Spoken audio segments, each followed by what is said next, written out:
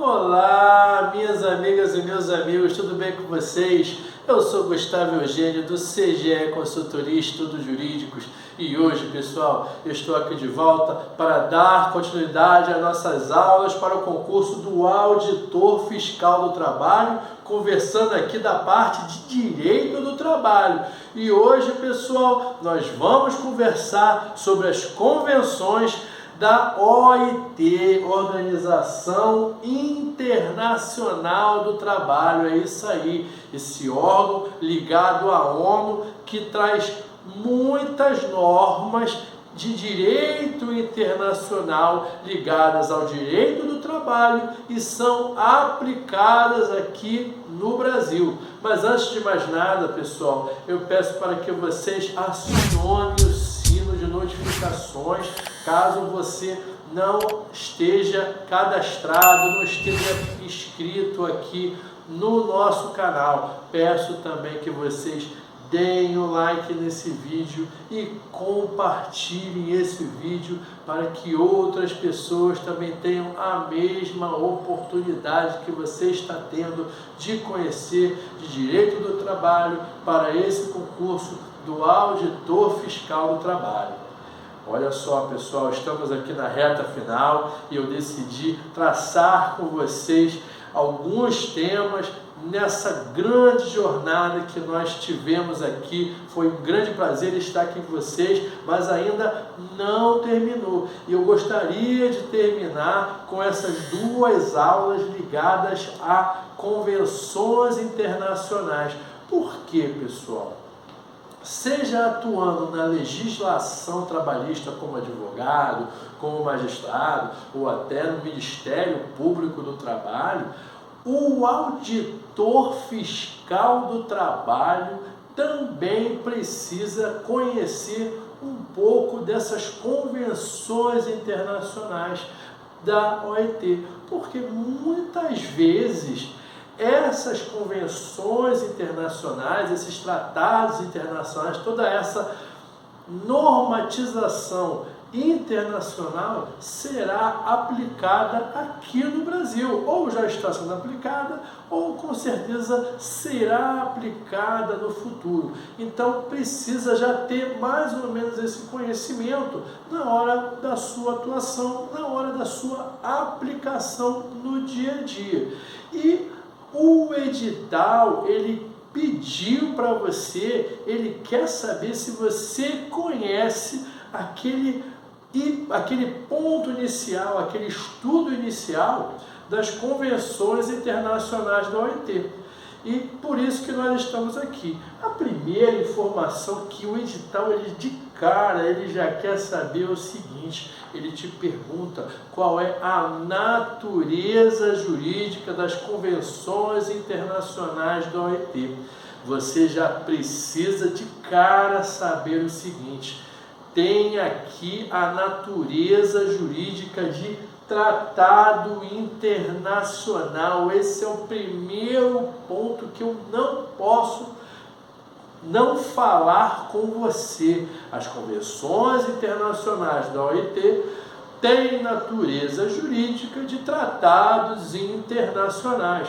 A partir daí você já vai ficar atento, você já deve ter estudado aquela parte do artigo 5º da Constituição da República, lá no final, lá pelo parágrafo 2º e 3º, quando o constituinte originário, ele já falou dos tratados internacionais de direitos humanos, a sua aplicação. Aproveita, dá uma lida lá, parágrafo 2º e 3º do artigo 5º, já te ajuda a estudar para constitucional e também ter essa noção aqui ligado ao direito do trabalho, por que não uma parte mais direito do trabalho internacional? E é isso que os concursos hoje em dia, e eu te digo, até a prova da OAB, ela busca essa inter-relação entre os institutos, essa inter-relação entre as matérias. Isso tem se tornado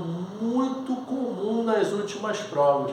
E eu tenho certeza que essa prova do Auditor Fiscal do Trabalho não vai ser diferente. Você já sabendo a natureza jurídica da Convenção Internacional, por ser então tratados internacionais, você já vai adiante. Outra informação que o edital ele nos questiona é o seguinte: ele quer saber como é que funciona o procedimento da construção das convenções internacionais. Certamente pode ficar tranquilo que realmente algo um pouco mais complexo, mas creio eu que o examinador dessa banca ele não vai se atentar a tantos detalhes, mas é lógico que você, tendo um pouco de tempo, você vai dar uma lida na doutrina, procurar um pouco na internet para você verificar isso. Mas o que eu posso te falar desde já é o seguinte: você precisa saber que existe um procedimento a ser seguido.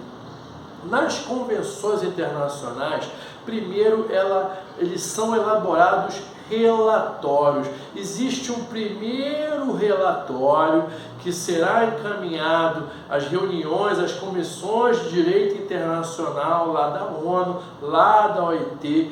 É verificado primeiramente isso, há um primeiro relatório. Esse primeiro relatório ele será encaminhado a órgãos internacionais para eles tecerem anotações, tecerem alguns apontamentos, e a partir daí depois teremos um segundo relatório, porque esse primeiro e o segundo relatório serão encaminhados às comissões lá da OIT, e quando eles tiverem essas reuniões, eles vão conversar nessas reuniões sobre esses apontamentos, sobre essas possíveis normas que serão adotadas no futuro. Então a OIT ela tem esse procedimento de primeiro fazer um relatório, de ceder espaço para as organizações ligadas ao direito do trabalho tecerem alguns comentários e apontamentos,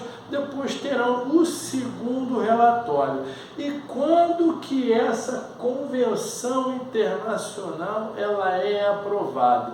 Depois desse segundo relatório, ela só poderá ser aprovada por voto de 2/3 dos Estados-membros que estão ali assinando, que fazem parte dessa convenção das organizações internacionais do trabalho.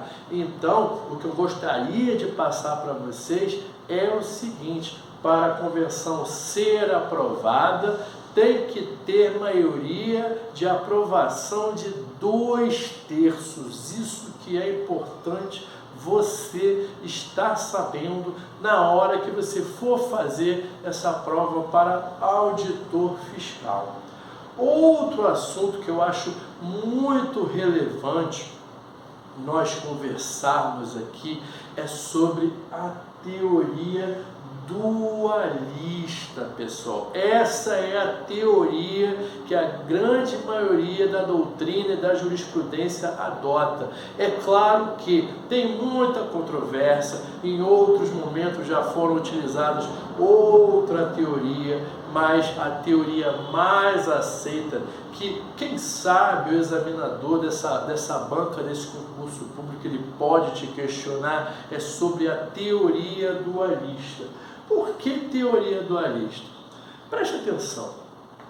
Nós estamos falando de uma norma internacional que terá aplicação aqui no Brasil. Uma norma de direito externo que será aplicada no direito interno. Você concorda comigo que isso não é tão simples? Nós temos a nossa supremacia legislativa. Nós temos aqui no Brasil, como qualquer país, nós temos a nossa lei e a nossa norma. E o que vem lá de fora, a legislação lá de fora, em regra, ela tem que primeiramente se submeter à nossa supremacia da nossa legislação aqui.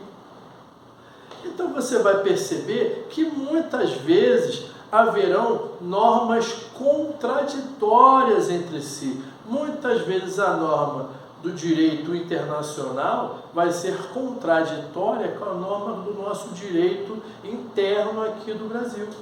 Então, para que a norma internacional tenha aplicabilidade aqui no Brasil, precisa-se ter todo um procedimento para que ela seja ratificada, para que ela seja aprovada, para que seja realmente efetivada. E a teoria dualista, ela está nesse aspecto, ela está nesse tipo de conflito. O que diz a teoria dualista? Ela informa que existe o direito interno do nosso Estado-membro aqui do Brasil e, primeiro, encontrar essa facilidade de inter-relação entre a nossa norma interna, do nosso direito interno, encontrando essa facilidade de aplicação, que não é fácil, com o direito internacional. Que quando essa convenção coletiva vem, ela é um direito, é uma norma de direito internacional transmitindo a vontade de outros Estados-membros, de outros países. Então, essa convenção que transmite a vontade de outros países, ela precisa necessariamente guardar consonância com os interesses da norma do nosso Estado-nação, do nosso Brasil. Então já tem essa complexidade. E a teoria dualista, ela fala isso. O direito interno buscando se aliar ao direito internacional. Então, essa teoria dualista é muito importante você conhecer. E não se surpreenda se esse concurso colocar a expressão, quem sabe, teoria do paralelismo, teoria dualista ou paralelismo. Por que paralelismo? Porque, segundo essa teoria, segundo alguns doutrinadores, esse direito interno aqui do nosso país e o direito internacional, eles são independentes e eles caminham de forma paralela, não se atrapalhando entre si. O objetivo é esse. Por isso que eles chamam de paralelismo. Quem sabe, ainda mais concurso público, pessoal, que adora nomenclatura diferente, adora sinônimos, adora pegadinha, por que não conhecer a teoria dualista e o paralelismo? É muito importante você conhecer e chegar lá na prova com essa facilidade, essa quantidade de conteúdo. Além disso, pessoal, vocês precisam entender o seguinte: lá no início da nossa aula, nós já conversamos com vocês que a natureza jurídica das convenções internacionais da OIT tem natureza jurídica de quê? De tratados internacionais.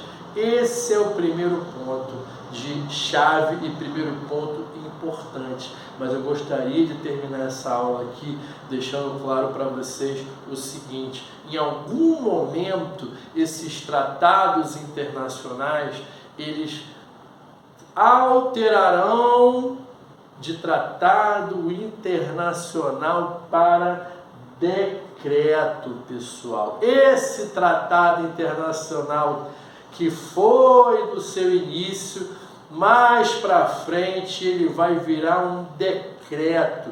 E a partir da promulgação, da publicação desse decreto, que essa norma internacional ganhará aplicabilidade e efetividade aqui no nosso Estado-membro, aqui no Brasil. Então já perceba aqui que nós começamos conversando sobre tratado internacional, em relação à Convenção Internacional, e ela terminou a nossa aula aqui necessariamente, sabendo que necessariamente ela terá que se tornar um decreto com publicação para ganhar a sua aplicação e efetividade dessa norma internacional. Tudo bem, pessoal? Eu espero que vocês tenham gostado dessa aula, gostado desse vídeo. Peço que vocês deem o like, compartilhem esse vídeo com as suas amigas, com os seus amigos, e eu desejo a vocês um grande abraço e até a próxima.